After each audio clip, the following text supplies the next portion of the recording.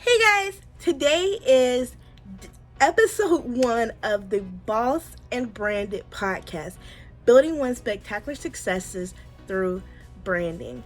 Today is all about me just sharing with you why I decided to create this podcast and why this podcast is so important to me.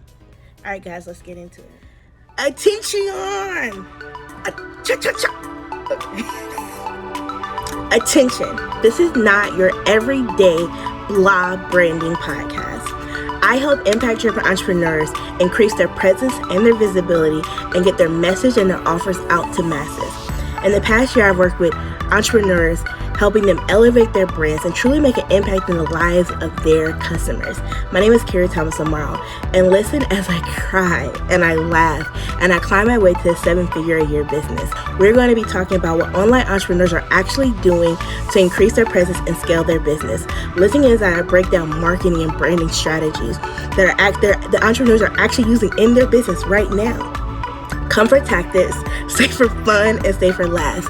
Welcome to the Boss and Branded podcast. Are you ready to boss up your brand? And I'm ready to make an impact, and so am I. Oh my gosh, guys! Oh my gosh, we will practice on that. I am trying to record this live, doing our intro live. Give me grace. Charge it to my head, not to my heart. Oh my gosh, guys, I'm it's not that I'm nervous, it's more of me being excited because I am so excited to have this marketing and branding podcast, because I feel like marketing and branding is just like this beautiful marriage of just amazingness, and I'm just so excited to be able to share this with you guys and just share the message of why marketing and branding is my love and is my passion. So episode 1 is all about why, Carrie, why did you decide to put together this Boston Branded podcast? And the reason why I created the Boston Branded podcast is because I love branding. I love it to my core, and I love marketing to my core. I love how they marry together so seamlessly and they create such a beautiful relationship. And it's funny because marketers be like, oh, branding's not important. And branders be like, oh, marketing's not important. For me, I'm like, no, they make this beautiful combination. And they make these beautiful little babies, aka businesses that grow. And it's just so beautiful. Okay, so a little bit about me. A lot of people know about my backstory. A lot of you guys who are here might not know about my backstory. So I'll break down a little bit about my backstory. I graduated college in 2014 with a degree in psychology. And the year before I graduated, that last year before I graduated, I was working at, it's so funny. I was working for United Healthcare, popping staples. I'm serious. That's what I did literally for 12 hours a day, was sit there with a piece of paper and pop staples. Well, actually, for the first 3 months, I was a sweeper. So I was a sweeper. So literally what I would do is the people who were popping staples, I would literally go by their cubbies and I would collect all of the healthcare claims that they had sorted out. And then I would go and I would shake it up in like a little machine. So I would like, and then I would put a little sheet on top, and then I would give it to the scanners and they would scan it. I think that is when I realized that I could not do the little bitty of the same task all over and over again. But yeah, so I started there. I was still in college. I was a full-time student and I worked full-time. I worked 12 hours a day, popping staples. So I got an upgrade when I became a sorter, because as a sweeper, you literally stood for 12 hours. And walking with my cart, and walking with my cart, put in the bin, like it was crazy. So then I got the position. They were like, here, we have some sorter positions open. You could be a sorter. And I'm like, cool. So then I spent 8 months.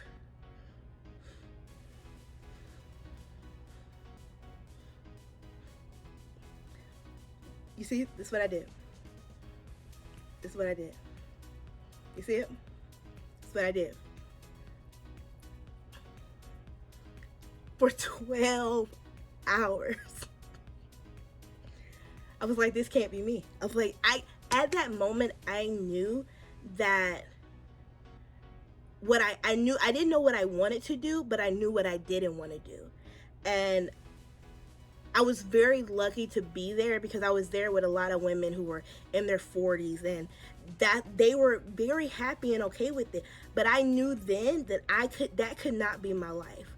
I didn't know what I was going to do. I knew I was getting a degree in psychology, but I knew that I would, like, in the back of my head, I knew that psychology wasn't what I truly wanted to do. I love psychology because I love understanding people, but I knew that wasn't like what I wanted to truly do in my business and in my life. I wasn't sure. I still wasn't sure though. So I left there. I graduated. I left. I left to work. I was working there, and then I was working, I got a position working at a Virgin hair store as the store manager. So working there as store manager there, and I got a position for another job where I was literally working, giving plasma. I was a receptionist in the front of like giving plasma. So I was helping people getting their paperwork. Like I would like prick their finger to make sure they could give plasma that day. And to me, like, I had a lot of social issues about it. It was just something about people getting paid $20 and sitting for hours, and they were taking their stuff out their body, but they were getting paid $20. And I just felt that it was something wrong about it. So I was literally there for 2 weeks and I quit. I was like, I can't. So I quit my other job. I quit the Pop and Staples because I just couldn't do it anymore. And I was literally working full time at the Virgin hair store. And I was building the business, helping him build the business, because I was like, hey, we got to make this happen because this is my only source of income. I had just moved out and moved into my first apartment, and I was like, I have to figure things out. So I'm in there, and I met a guy, came in, and we were talking about hair, and that's right when I first decided I was going to start selling hair on my own. That's a whole nother story. We'll talk about that in another podcast. But he was talking to me about hair, and we're talking, and we just like really connect. And he gives my phone number. He says, hey, I might have some more questions for you about hair later. I was like, sure, let me know. So he calls me up, and like we talk about hair. We meet up. I meet his wife. She's amazing. I love them to death still to this day. And we just connect. We became like really cute, close, fast friends. So he calls me maybe like a couple months later. He says, hey, Carrie, I'm opening up a pizza place, and I want you to run it for me. He was like, come up to the shop so I can show you. So I'm like, you want me to run a pizza place? I was like, I was popping Staples. Like, I only know how to do that. I have a degree. I know how to do Virgin hair, but I have no restaurant experience, none whatsoever. And it was scary. And it was, when I say it was bad at the beginning, but I knew that I needed to do it. It was one of those situations where I was freaking out, but I knew if I didn't say yes, I would regret it. So I said yes. And 3 weeks in, he left me by myself. And he probably regrets that to this day because I spent so much money on some cheese. And that's a whole nother story too. We'll talk about that in another podcast, about learning and elevating yourself and how to how for me, how I learned. So we'll talk about it in another podcast. So I'm literally like working this place, and I'm working it, and we're building it, and it was so fun. Like we were building the menu, creating custom foods, and really great, just really cool stuff.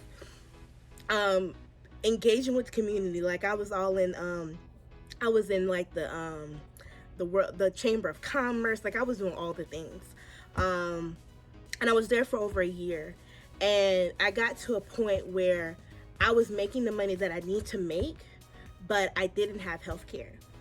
And I knew that I was at a point where I needed health care because I was like, You know, at like 21, it's cute to not have healthcare because you're like, you're in college. But now I graduated college, I need healthcare. Because you know, when you're in college, you can use like you can use the campus health departments and stuff like that. It makes it easy. But when you left, all that was gone. So I was like, oh man, I kind of need healthcare now. And then my parents' healthcare ended when I turned 21. So I lost it. I lost it at 21. So my focus was like, hey, I need to get healthcare. My mom and dad were like, here, you know, you need to get healthcare. So I decided to leave. So I left and I actually went to another restaurant position at Waffle House as a manager trainee to become like a store manager. So I'm there. I'm there. I left them. Like, we tried to find some people to help out, but I left because I was like, hey, I need healthcare, and they were like, cool. So in the mix of me leaving, I was at Waffle House doing my thing, and then while I was at Waffle House, the restaurant closed. And it really hurt me because I was like, why did they close? And I was asking people around, I was like, you know, what happened? They were like, well, you know, people weren't really just coming in the store anymore. Like, it wasn't the same once you left. And I was like, well, what was it? Like, why wasn't it the same? And they were like, well, I don't know, Carrie. Like, you just had this thing, and like, you communicate with people. People kind of knew who you were. You created this presence and like this excitement when people came into like the business. And I'm like, well, in my head, I'm like, did I not train them that? Did I not show them how to be present and stay visible? And I didn't. And that was like my first taste of like, presence and visibility. Those are key points. And being in the restaurant industry, I became very observant of different restaurants. And the different restaurants I would see, I would drive by places and I would see a restaurant be open, and maybe like 3 months later it'd be closed. And then I would see restaurants open and then they would close. And I kept wondering, I was like, these restaurants were good restaurants. These restaurants weren't bad restaurants. They didn't have bad ownership. They just had bad presence and they had bad visibility. People didn't know who they were. No one knew where they were or who they were, because they didn't have presence and visibility. And I just kept seeing that as an issue. There was no presence, there was no visibility. And I did the restaurant industry literally up until February, where I ended off as on the other opposite side. So I was in operations pretty much my whole time, and then for the past 2 years I went to the other side of more strategic understanding and helping people become more visible and more present and drive more traffic to their places and things like that, because at that point I understood the nuggets that you needed to increase presence and increase your visibility. So I decided to start my business. One of my franchise owners at my last position, he said, Carrie, like, you have the time to start a business. I'm like, well, I'm not sure what I'm going to do. He was like, well, do what you do right now. Help people be visible. And I was like, yeah, but there's so many things you can do online. So of course I got strayed by the shiny objects and I kind of got a little off track, but I very quickly found my way back home to presence and visibility. And when I found my place in presence and visibility, I understood that I didn't want to work at restaurants anymore. I wanted to work with people who wanted to help good people. I wanted to work with good people that had missions, had purposes, and truly wanted to make a difference in the lives of others. And I wanted to help them be able to make a difference in the lives of their customers, but they weren't being seen because they weren't loud, they weren't salesy, they weren't just all out there. They needed help with their presence and their visibility. And I knew that was who I wanted to help, and I knew that was my mission. I knew that if I could help one business increase their presence, increase their visibility, the changes that one business could make could be explosive. Because now that business has helped somebody else, and now that person has the skills to be able to help somebody else. And then that person has skills to be able to help somebody else. And it's just like a catapult thing. And then I was like, whoa, what if I can help 2 businesses? What if I can help 3? What if I can help 4? What if I can help 100 businesses a year? If I can help 100 businesses a year, I could change the world. I could literally have good people, create a world where good people can help good people. And then it's a world of people who are kind and truly want to make an impact in the lives of others. And they're not salesy. They're not out there trying to get that next dollar. They're out there trying to make a true impact in the lives of their customers and their clients. And that there, I was just like, oh, this is my mission. This is why I'm here. This is why everything that has happened in my life has come to this one moment, because I was like, this is the moment where I know that I need to be loud. I need to tell people about why presence and visibility is so important. How to increase your presence, how to increase your visibility, how to stand amongst the crowd and show up and show out and be the best version of yourselves, because your customers need you. And it's amazing. And then and I was like, okay, so I'm doing this for my clients.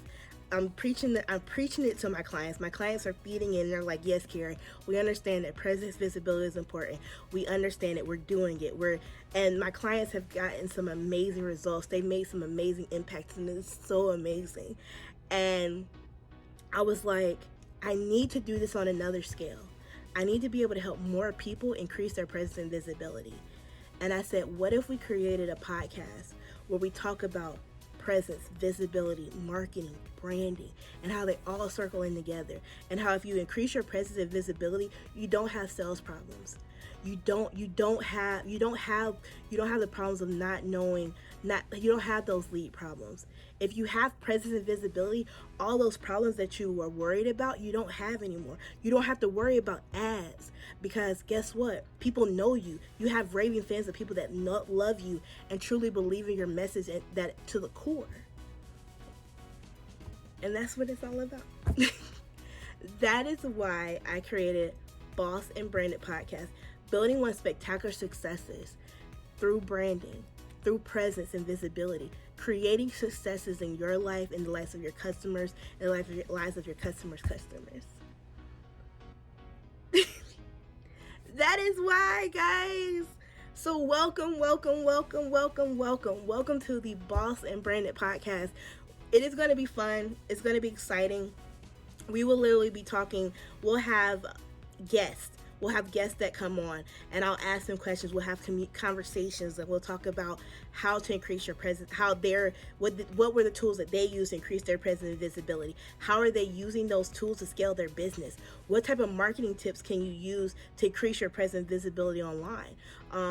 Why is branding so important? Like, all of these things we'll be talking about and we'll be diving into, and it's going to be so fun and so exciting.